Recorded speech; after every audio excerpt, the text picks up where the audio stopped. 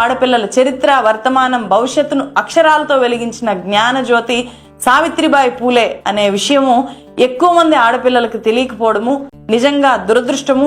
సావిత్రిబాయి పూలే ఆమె మహారాష్ట్ర సతారా జిల్లా నయాగావ్లో 1831 జనవరి 3న మాలీ కులంలో పుట్టారు. మాలీ కులం అంటే పండ్లు కూరగాయలు అమ్ముకునే బీసీ కులం. 9 ఏళ్ల వయసులో 12 ఏళ్ల జ్యోతిరావు పూలేతో 1840లో సావిత్రిబాయికి పెళ్ళైంది. అప్పటికి ఈ దేశంలో ఉన్న అందరు ఆడపిల్లల్లాగే ఆమెకు చదువు అంటే ఏంటో తెలీదు. భర్త జ్యోతిరావు పూలే బడికెళ్ళి చదువుకుంటూ ఇంట్లో ఉండే ఆమెకు టీచర్గా మారి చదువు చెప్పారు. ఆ చదువును ఆమె తనలాంటి ఆడపిల్లలందరికీ చెప్పేలాగా మహాత్మా జ్యోతిరావు పూలే తన భార్యను ప్రోత్సహించారు. అలా 1848 జనవరి 1న 18 ఏళ్ల సావిత్రిబాయి పూలే పూణేలో మొట్టమొదటి గర్ల్స్ స్కూల్ని స్టార్ట్ చేశారు. బ్రాహ్మణులతో పాటు ఇతర కులాల తల్లిదండ్రుల్ని చాలా కష్టం మీద ఒప్పించి కొద్దిమంది ఆడపిల్లల్ని పోగేసి వాళ్ళకి అక్షరాలు దిద్దించడంతో ఆమె ఒక స్కూల్ విద్యని బోధించడము మొదలుపెట్టారు. ఇది చాలా మంది ఆధిపత్య కులాల వాళ్ళకి నచ్చలేదు. దీంతో ఆ దంపతులిద్దరినీ కూడా సంఘ విద్రోహ శక్తుల్లాగా వెలేశారు. పాఠశాల మూసేయాలి అని చెప్పి ఆమెను వేధించారు, బెదిరించారు, దాడులు చేశారు. అయినా సరే జ్యోతిరావు పూలే ఆమెకు కొండంత అండగా నిలబడి భుజం తట్టడంతో ప్రధానోపాధ్యాయురాలుగా స్కూల్ బాధ్యతల్ని ఆమె కొనసాగించారు. ఎన్నో అవమానాలు పడి వేధింపులు ఎదుర్కొని దాడులు ఎదుర్కొని ఆడపిల్లల్ని బడిలోకి నడిపించారు. కాబట్టి ఈరోజు అబ్బాయిలతో సమానంగా అబ్బాయిలకు మించి ఆడపిల్లలు ఆధునిక విద్యను స్కూల్కి వెళ్ళి చదువుకుంటున్నారు. 1848లో సావిత్రిబాయి పూలే మొట్టమొదటి గర్ల్స్ మోడర్న్ ఎడ్యుకేషన్ స్కూల్ని పూణేలో ఏర్పాటు చేయడంతోనే అణగారిన వర్గాల్లోని ఆడపిల్లలకైనా ఆధిపత్య కులాల్లోని ఆడపిల్లలకైనా చదువు అనే 3 అక్షరాలు పరిచయం అయ్యాయి. అమ్మా నాన్న జన్మనిస్తే సావిత్రిబాయి పూలే ఈ దేశంలో ఉండే ప్రతి ఆడపిల్ల జీవితాన్ని విద్యతో వెలిగించింది అనేది ప్రతి ఒక్కరూ తెలుసుకోవాలి. మూఢనమ్మకాల్లో అజ్ఞానంలో కూరుకుపోయిన నాటి సమాజం మీద యుద్ధం ప్రకటిస్తూ బాలికల్ని చేయబట్టుకొని బడిలోకి తీసుకెళ్లిన తొలి గురువు సావిత్రిబాయి పూలే. ఆమె రోజు బడికెళ్లే దారిలో కాపు కాసి ఆమె మీద బురద నీళ్లు, పేడ నీళ్లు పోసేవాళ్ళు, రాళ్ళు విసిరేవాళ్ళు, ఆడపిల్లల్ని చెడగొట్టేస్తుంది అంటూ బూతులు తిట్టేవాళ్ళు. వాళ్ళ ప్రయత్నాలను పట్టించుకొని సావిత్రిబాయి స్కూలుకు రోజు 2 చీరలు తీసుకెళ్లేది. పేడ నీళ్లు, బురదతో పాడైపోయిన చీరని వెళ్ళగానే మార్చుకొని క్లాసులు చెప్పడానికి వెళ్ళేది. సాయంత్రము స్కూల్ అయిపోగానే ఇంటికి వెళ్ళేటప్పుడు మళ్ళీ ఆమె మీద బురద నీళ్లు పోస్తారు కదా, అందుకే ఉదయం తీసేసిన అదే బురద చీరని కట్టుకొని తిరిగి ఇంటికి వెళ్ళేది.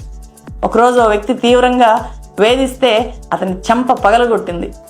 నీకెందుకు ఇదంతా, ఇన్ని కష్టాలు అవసరమా అని చెప్పి ఎవరైనా ఉచిత సలహా ఇస్తే ఇది నా విధి, నేను నిర్వర్తిస్తున్నాను అని చెప్పి చాలా స్పష్టంగా చెప్పేది. ప్రతిరోజు సమాజంతో యుద్ధం చేస్తూ ఆడపిల్లలకు పట్టుదలగా చదువు చెప్తున్న సావిత్రిబాయిని చూసి కొందరిలో పరివర్తన వచ్చింది. ఆమెను గౌరవించడం మొదలుపెట్టారు. పూలే దంపతుల విద్యా ఉద్యమానికి తక్కువ టైంలోనే గుర్తింపు వచ్చింది. ఒకరు తమ ఇంటిని స్కూల్కి డొనేట్ చేస్తే ఇంకొంతమంది పుస్తకాలు ఇచ్చారు. అట్లా ఒక్కో చినుకు కలిసి సముద్రం అయినట్లు 4 ఏళ్లలో ఒక స్కూలు 20 స్కూళ్ళుగా మారాయి. పూలే దంపతులు మొత్తం 52 పాఠశాలలు వాళ్ళ జీవితంలో కొనసాగించారు. ఈ దంపతుల స్ఫూర్తితో దేశవ్యాప్తంగా వేలాది స్కూళ్లు మొదలయ్యాయి. పేదరికం నుంచి బయటపడేసేది విద్య మాత్రమే అనేది పూలే దంపతుల నినాదమైంది. దళిత వాడల్లో ప్రచారం చేసి దళితుల్ని, ఇతర అణగారిన వర్గాల్లో ఉండే ఆడపిల్లల్ని బడిలోకి చేయబట్టుకొని తీసుకెళ్లారు. బాగా చదువుకున్న వాళ్ళు ఇప్పటికీ మూర్ఖులుగానే ఉన్నారు అంటే అందుకు మనువాదము, పితృస్వామ్యం అనేవి కారణాలు కదా.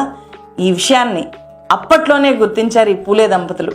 మహిళల్ని ఆధునిక విద్య వైపు నడపడానికి 1852లో మహిళా సేవా మండలి అనే సంఘాన్ని ఏర్పాటు చేశారు. బాల్య వివాహాలు, సతీ సహగమనానికి వ్యతిరేకంగా 1873లో సత్యశోధక్ సమాజ్ను స్థాపించారు. అనేక మూఢనమ్మకాలకు వ్యతిరేకంగా రకరకాల కార్యక్రమాలని ప్రజల్లోకి తీసుకెళ్లారు. పెళ్లిళ్ళు చేయాలన్నా, ఇతర శుభకార్యాలు చేయాలన్నా బ్రాహ్మణ పురోహితుల అవసరం లేదు అని చెప్పి అప్పట్లోనే ప్రకటించారు. తమ సత్యశోధక్ సమాజ్లోనే పురోహితుడు లేని పెళ్లి చేశారు. బ్రాహ్మణ ఆధిపత్య భావజాలం మీద ఆ చర్యతో తిరుగుబాటు ప్రకటించారు. బాల్య వివాహాల వల్ల చిన్నప్పుడే భర్త చనిపోయిన ఆడపిల్లలకు ఆశ్రయం కల్పించడంతో పాటు అప్పట్లో భర్త చనిపోతే మహిళకు గుండు కొట్టించేవాళ్ళు.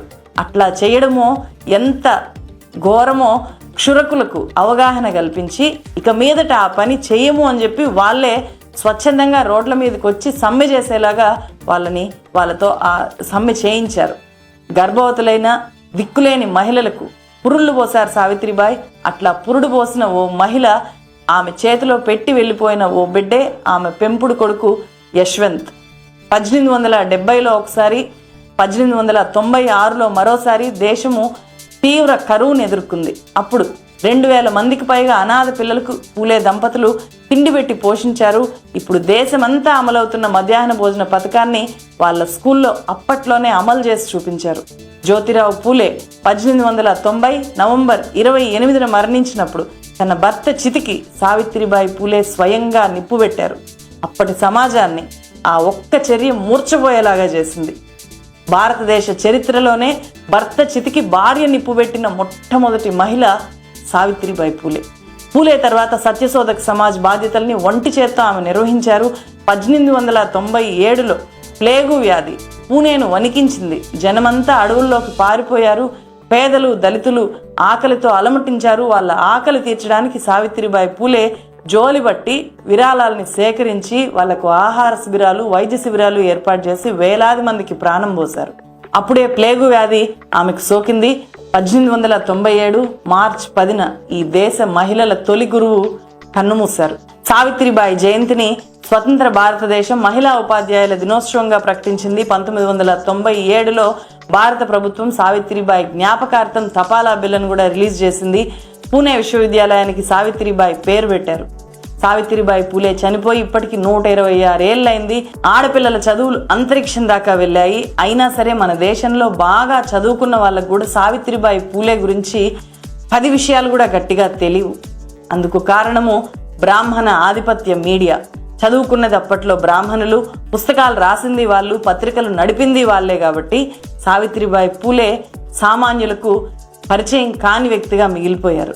ఒక అజ్ఞాత హీరోలాగా మిగిలిపోయారు. అంబేద్కర్ రాజ్యాంగాన్ని రాశారు కాబట్టి ఇప్పుడు అంబేద్కర్ తెలియని వాళ్ళు లేరు. కానీ రాజ్యాంగం రాయకుండా సంఘ సంస్కర్తగా మాత్రమే అంబేద్కర్ ఉండుంటే ఆయనది కూడా వీళ్ళ పరిస్థితి అయి ఉండేది. సావిత్రిబాయి పూలే మహిళల్ని బడిలోకి నడిపిస్తే నేర్చుకున్న జ్ఞానం ద్వారా సమానత్వాన్ని సాధించుకునేలాగా చేసిన వ్యక్తి డాక్టర్ బాబాసాహెబ్ అంబేద్కర్. ఈ వీడియో మీకు నచ్చినట్లయితే లైక్ చేయండి, షేర్ చేయండి, కామెంట్ చేయండి. నా ఛానల్ను సబ్స్క్రైబ్ చేయడం మర్చిపోకండి. Thank you for watching. Have a nice day.